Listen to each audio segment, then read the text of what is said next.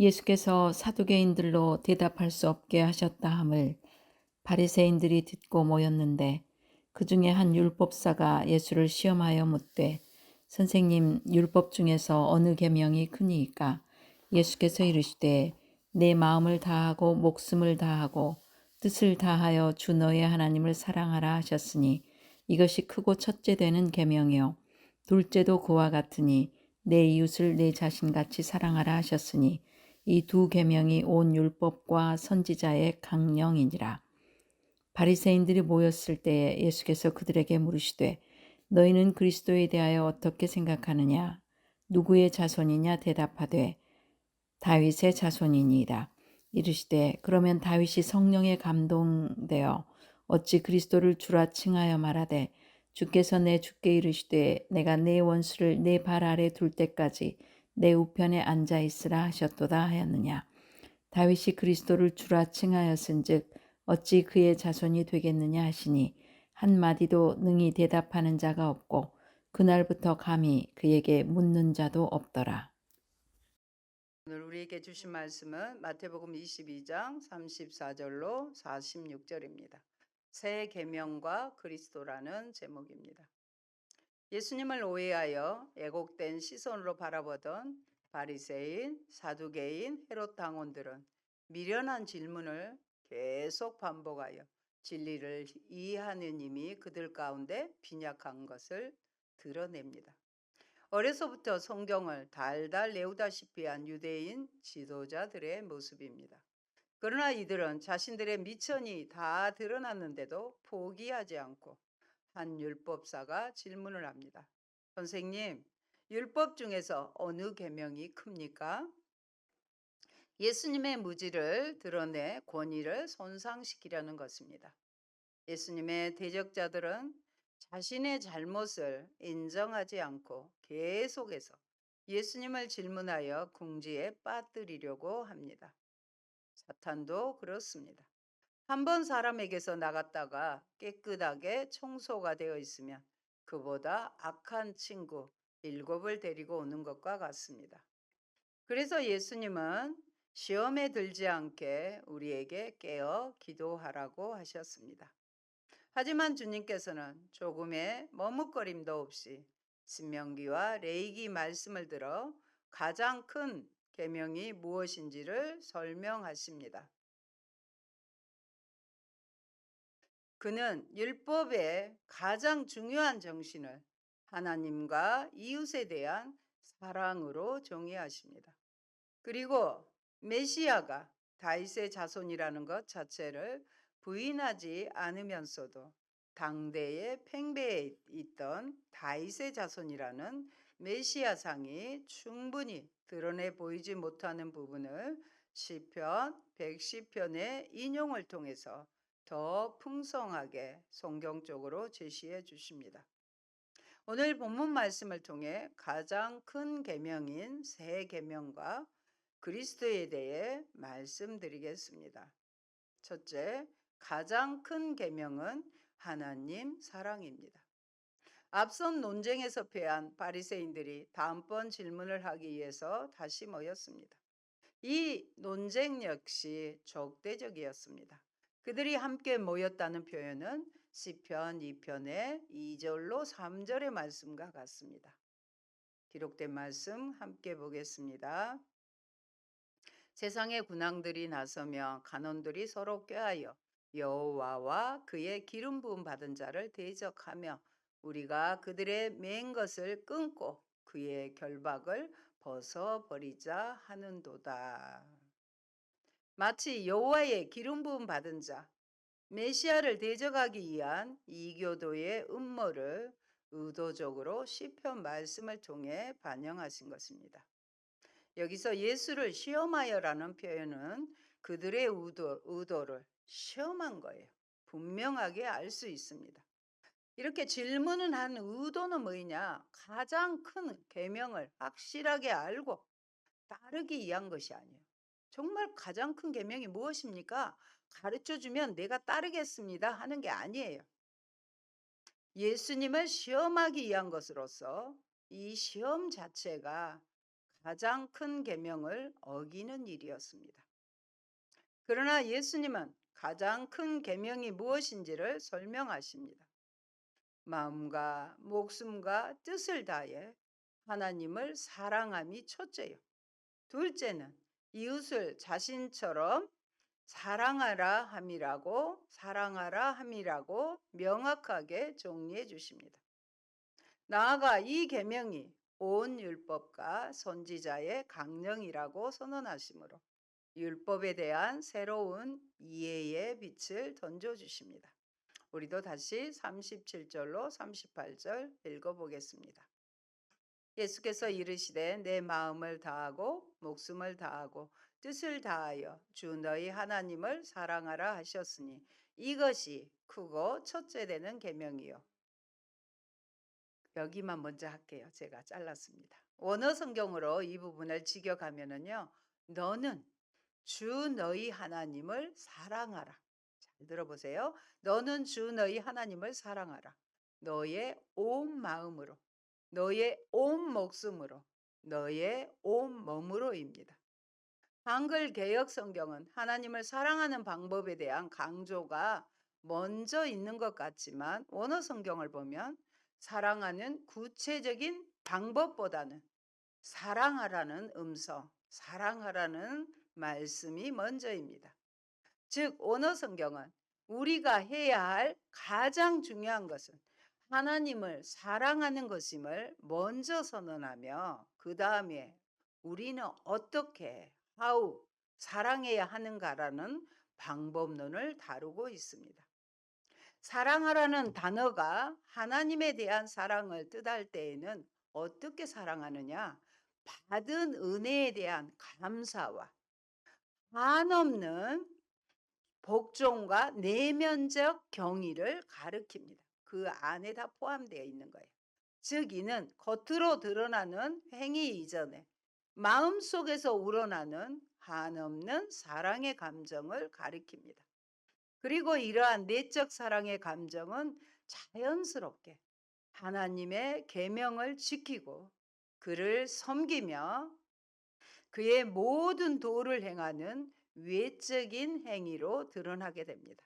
따라서 하나님을 사랑하라는 이 명령은 죄인을 위해 가장 귀한 독생자까지도 아끼지 않으신 하나님의 사랑과 자신을 죽음에 내어주기까지 죄인을 사랑하신 그리스도의 사랑에 대한 자발적인 이 사랑을 아는 자는 자발적인 순종을 하게 되는데 그것을 의미합니다.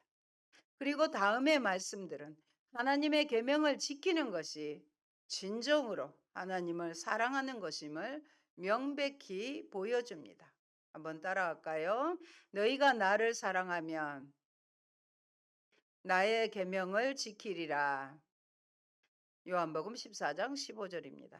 따라합니다. 나의 계명을 가지고 지키는 자라야 나를 사랑하는 자니. 14장 21절입니다. 하나님을 사랑하는 것은 이것이니 우리가 그의 계명들을 지키는 것이라. 그의 계명들을 지키는 것이라. 요한일서 5장 3절이.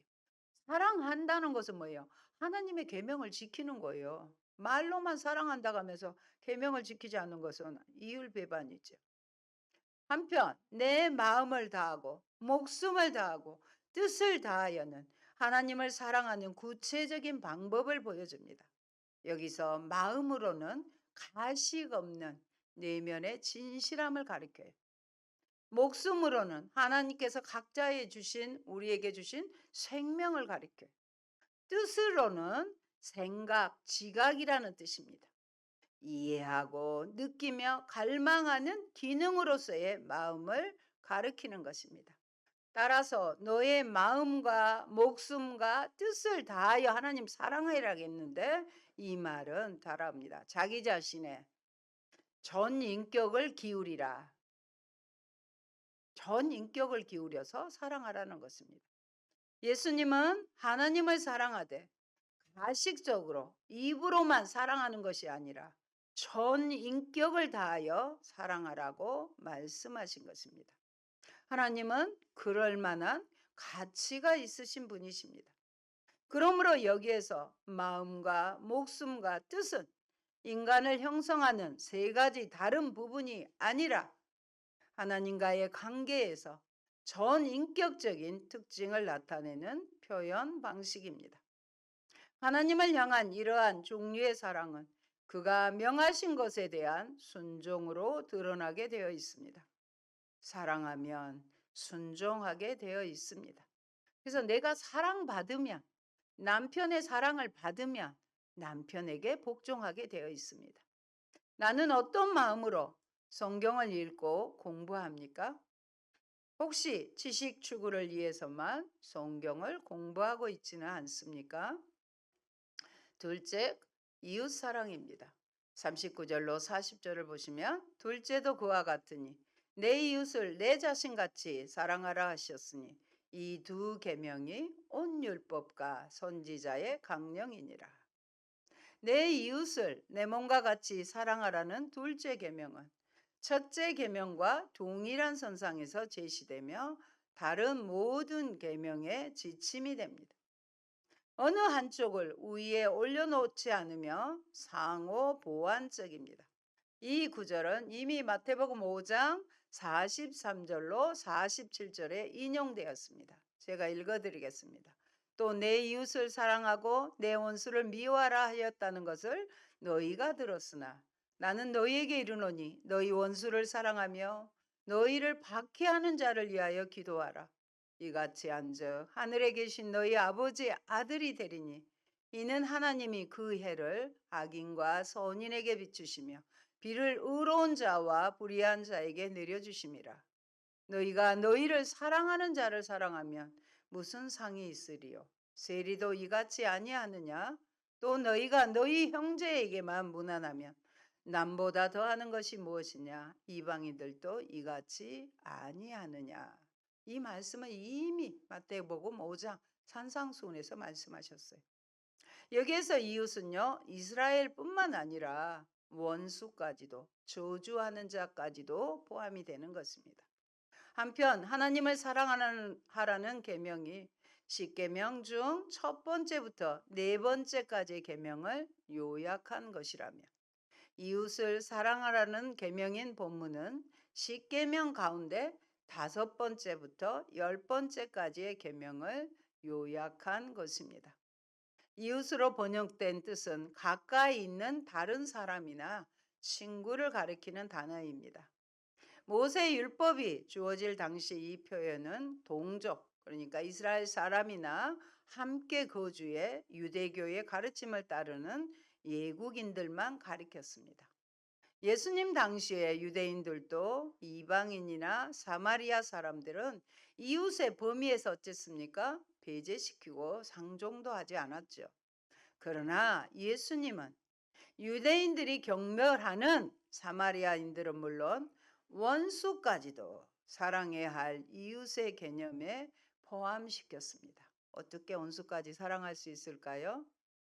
사랑이신 하나님께 기도하며 사랑하는 마음을 주셔서 할 수 있게 하는 것입니다.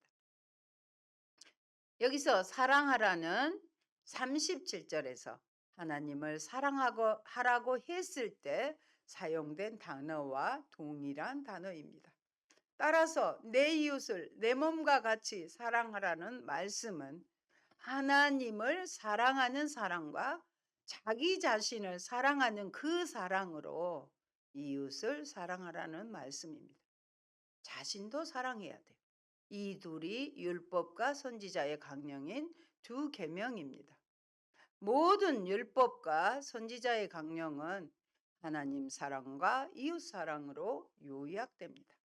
예수님은 사랑을 모든 율법의 근본 원칙이라고 천명하셨습니다.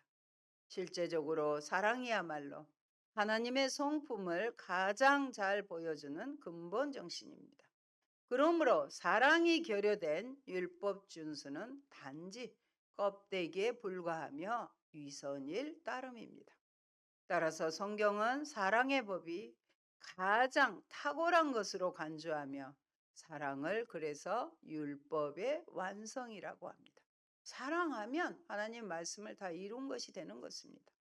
본문에서도 하나님 사랑과 이웃 사랑의 두 계명이 전체 구약 성경의 기둥이요 핵심임을 보여주고 있습니다.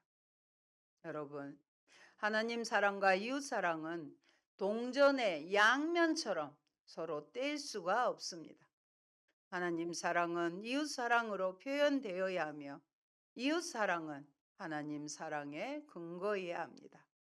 하나님을 믿고 사랑한다면서 벌벗은 형제에게 말로만 덥게 하고 배부르게 하는 것은 죽은 믿음이며 사랑이 아닙니다. 따라서 우리는 성경을 읽고 묵상할 때 사랑의 빛 아래에서 말씀을 해석해야 합니다. 모든 것을 사랑으로 해석해야 한다는 것이죠. 그런데 두 가지 계명만 있으면 나머지 계명들은 필요치 않다는 뜻은 아닙니다. 나머지 계명들은 의존적입니다. 모든 계명은 하나님의 명령입니다. 사랑에 대한 이중적 명령이라는 중요한 원리 안에서 조화를 이룹니다. 하나님께 대한 사랑은 그래서 이웃 사랑으로 표현될 수밖에 없습니다. 율법사의 계명에 대한 질문을 통해서 예수님은 새로운 시대를 살아가는 하나님 백성의 마음 자세에 대해서 가르치십니다. 하나님은 우리가 사랑하며 살길 원하십니다. 그러므로 성경을 읽을수록 우리는 사랑의 사람이 되어야 합니다. 사실 사랑이 실종된 상태에서 하나님의 계명에 대한 순종이 무슨 의미가 있을까요? 나는 지정의를 다해 전인적으로 하나님을 사랑하고 있습니까? 또 하나님을 향한 나의 사랑은 내 주변 사람들에게 어떻게 표현되고 있습니까? 셋째, 다윗의 주 그리스도입니다. 예수님은 지금까지 지도자들이 파놓은 함정을 잘 피해 왔습니다. 그리고 그들이 함정을 팠다고 하는 사실은 그들이 예수님을 메시아로 인식하는데 실패했다는 것을 암시합니다. 마태복음에 묘사된 예수님의 모습은 전통적 유대인들이 기대했던 메시아의 모습과는 달랐습니다. 바리새인들이 모였을 때 주님께서 그리스도에 대한 생각을 물으십니다. 바리새인은 당연하다는 듯이 다윗의 자손이라고 대답합니다. 성경이 예언한 바에 충실한 대답입니다.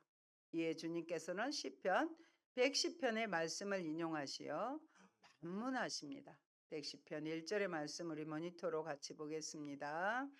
여호와께서 내 주에게 말씀하시기를 내가 내 원수들로 내 발판이 되게 하기까지 너는 내 오른쪽에 앉아 있으라 하셨도다.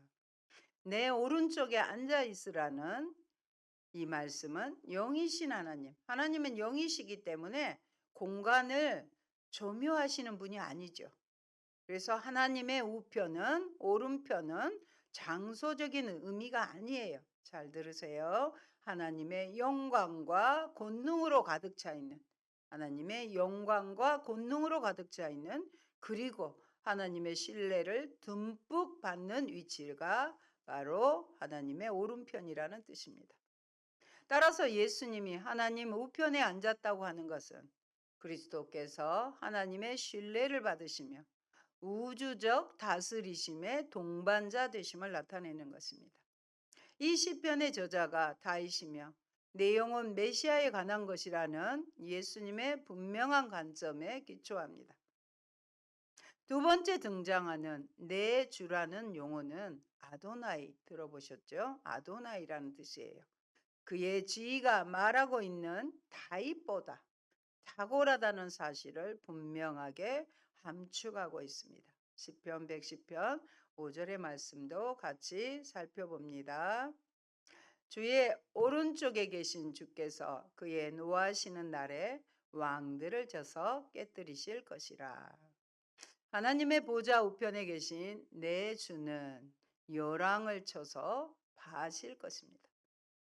또한 다윗이 성령에 감동되어 이 말을 했는데 문자적으로는 성령 안에서 한 것입니다.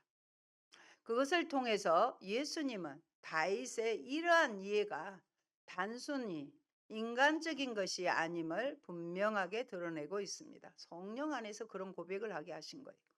다윗이 그리스도를 주로 고백한 것은 자신의 지혜로 말미암은 것이 아니라 성령의 능력과 권능 안에 완전히 사로잡힌 상태에서 성령의 인도함으로 고백한 것임을 알 수 있습니다. 율법사와 또 이와 같은 모든 논쟁의 결론입니다. 45절로 46절 같이 봅니다. 다윗이 그리스도를 주라 칭하였은즉 어찌 그의 자손이 되겠느냐 하시니 한마디도 능히 대답하는 자가 없고 그날부터 감히 그에게 묻는 자도 없더라. 통쾌하게 예수님이 이기신 거지요.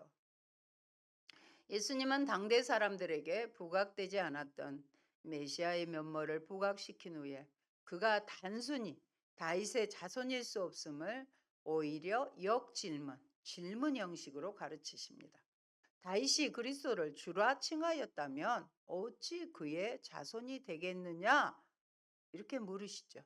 이 말씀은 더 풍성한 메시아상을 제시하려는데 핵심이 있습니다.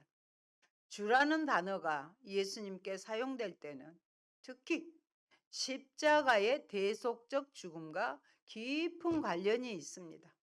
예수님은 인류를 자신의 핏값으로 사서 특별한 소유권을 가지게 되셨고 모든 성도들의 주님, 롤드, 주님이 되셨기 때문입니다.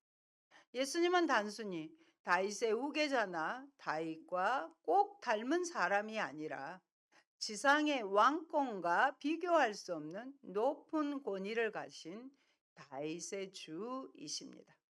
다윗이 고백한 것이 과거 사실임에도 불구하고 현재형 동사를 사용했다고 합니다.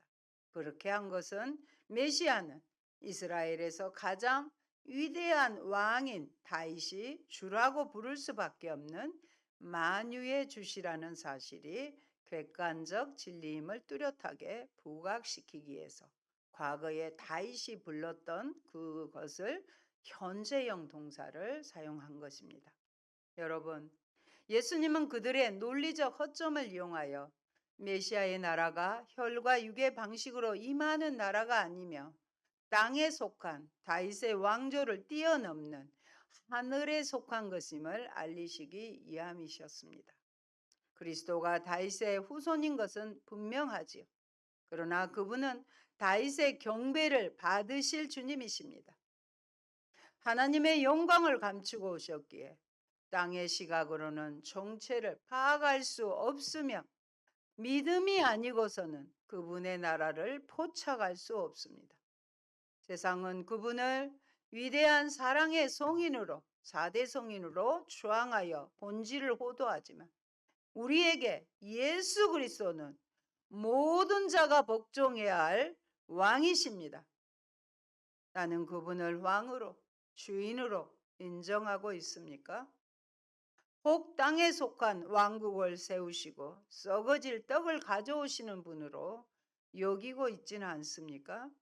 세상 영광이 아닌 그의 나라와 그의 의를 구하는 삶만이 예수 그리스도를 인정하는 것입니다. 여러분, 그리스도는 다윗의 육신적인 후손이십니다. 예수님은 다윗의 후손으로 오셨지만 인간의 몸을 입고 오신 하나님의 아들로서 다윗보다 훨씬 크신 분입니다. 예수님은 정치적이고 민족적인 차원에서 다윗의 영화를 재현하는 것에 그치지 않고 부활하시고 승천하셔서 하나님 보좌 우편에 앉아 죄와 악을 다스리실 것입니다. 하지만 영적으로 예수님은 이미 다윗 전부터 존재하신 하나님이십니다. 태초부터 계신 분이셔요. 성경에서 다윗이 그분을 가리켜 주 아도나이라고 부른 것에서 알 수 있듯이 다윗은 메시아가 단순히 후대에 올 인간이 아니라 주라고 불러야 할 만큼 하나님과 밀접하게 관련이 있는 존재임을 알고 있었습니다. 그렇다면 나는 예수님을 어떤 분으로 알고 계십니까? 다윗처럼 예수님을 나의 주로 고백하며 영광과 경배를 올려드립니까? 사랑하는 성도 여러분, 예수님을 만나고서도 구원의 기회를 놓친다는 것은 최대의 비극입니다. 예수님을 바로 알지 못하거나 그분과 바른 관계를 유지하지 못하는 이들은 단 하나의 예외도 없이 기회를 놓치는 것입니다. 누구든지 예수님의 본질을 간과하고 그 외모에만 주목한다면 그는 구원에서 제외됩니다. 나에게 하나님은 누구입니까? 그분은 우리의 전부를 다하여 사랑하고 섬겨야 할 뿐입니다. 그것은 또한 이웃을 향한 나의 사랑으로 표현될 것입니다. 그것이 왕으로 오신 예수님의 통치에 잘 따르는 것이고 다윗조차도 주로 대접했던 그 예수님께 어울리는 대접입니다. 오늘 주신 말씀을 따라 먼저 우리는 하나님을 사랑하고 이웃을 사랑하고 메시아 되시는 예수 그리스도를 나의 주로 고백하는 저와 여러분 되시기를 예수님 이름으로 축원합니다. 아멘. 할렐루야. 고마우신 아버지 감사합니다. 바리새인, 사두개인, 또 율법사, 헤롯 당원들은 계속해서 예수님을 시험하며 아버지 속이려 합니다. 그러함에도 불구하고 예수님은 통쾌하게 가장 첫째 되는 계명이 마음을 다하고 뜻을 다하고 목숨을 다하여 하나님을 사랑하고 그 사랑으로 이웃을 사랑하며 다윗의 주로 오신 예수 그리스도가 우리의 구원자 되심을 말씀해 주셔서 감사합니다. 하나님 아버지, 우리도 하나님을 사랑할 때 오늘 주신 말씀대로 전인격적으로 사랑하고 나를 사랑하고 그 사랑으로 아버지 이웃을 사랑하는 저희가 되게 하옵소서. 예수님 이름으로 기도합니다. 아멘.